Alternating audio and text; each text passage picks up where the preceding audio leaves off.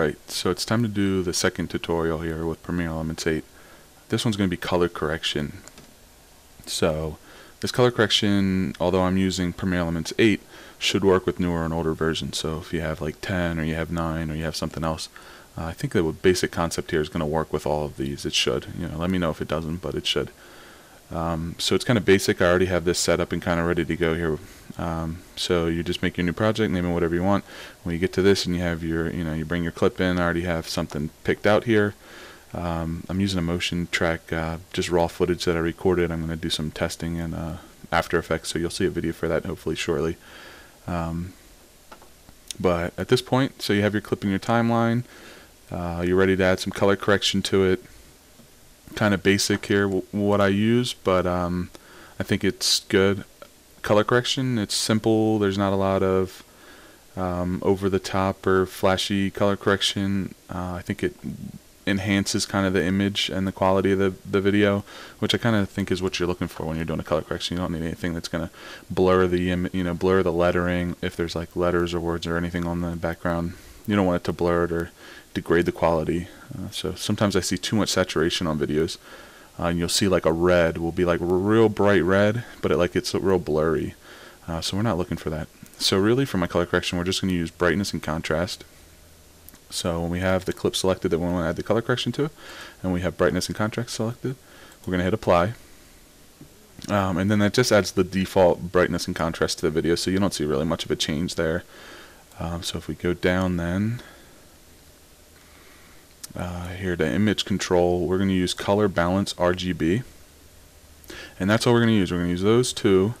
So once we have that and we have that selected, and the default's like a reddish tint here, but that's alright. In the settings we'll be able to switch that. So once we have those selected, we can hit edit effects. In here now, in image control you can change the brightness and contrast in here, but I like to just let them go and use the brightness and contrast edit here.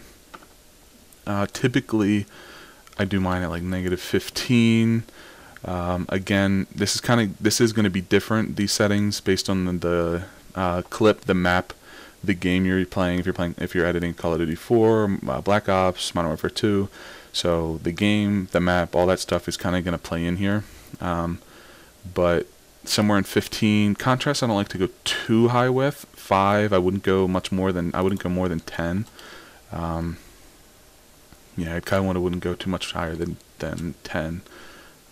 But you can even go kind of -20 here. And you just kind of want to make it a little darker.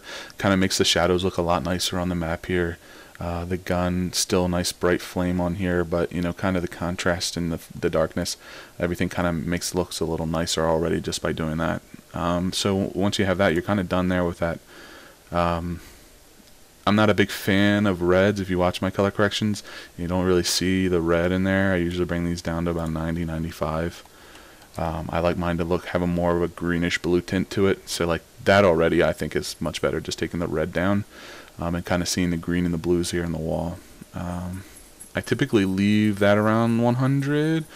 The blue I usually do bump up though here. So like 115, 120, somewhere in there.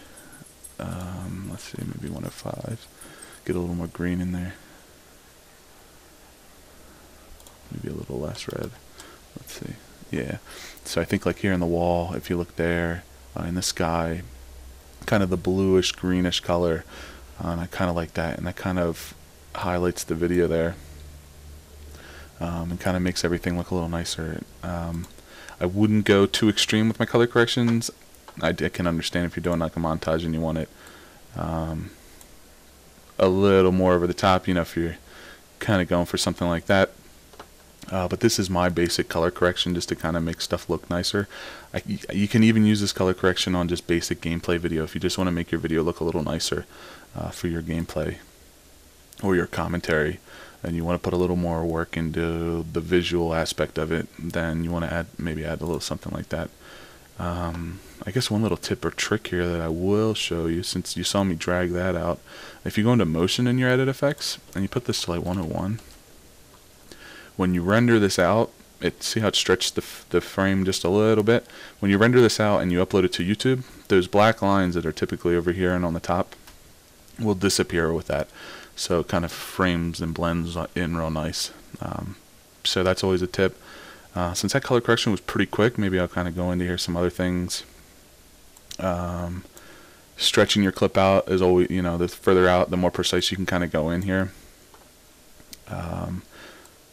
What other tips or tricks may I have? I think that's about it for right now. I'll come up with some more stuff here to do. I got pretty good feedback, I think, on the first one. Not a lot of views or anything on it, but not bad. I think that's kind of what my expectations were for that first video. And that was a simple video as well for it. I don't know what else really at this point what I want to go into, so if you guys have suggestions, that's best. Let me know if you use this program. It's a great program. The price for this, and you can get Photoshop elements together for under $100, I think now, and you can get the newest version 10. I think it's like $129 or something for both of them. So you can get Photoshop and this. Now, of course, they're not the same as After Effects or actual Photoshop CS5. But if you're just getting started, you're not looking to spend all that money, or you don't want to pirate the program, I would suggest looking into this. The same with Sony Vegas. Vegas is an expensive program as well. It is a good program, but unless you're looking to pirate the program, I mean, this program stacks up really well with anything that I've found. So again, leave me some comments, send me messages. If you have questions, I'll message you. I'm usually pretty good about responding to that stuff pretty quickly. So let me know, if this helped you, if you want me to, if there's something I missed, let me know, and I'll try and help you out. All right, thank you. Have a good one.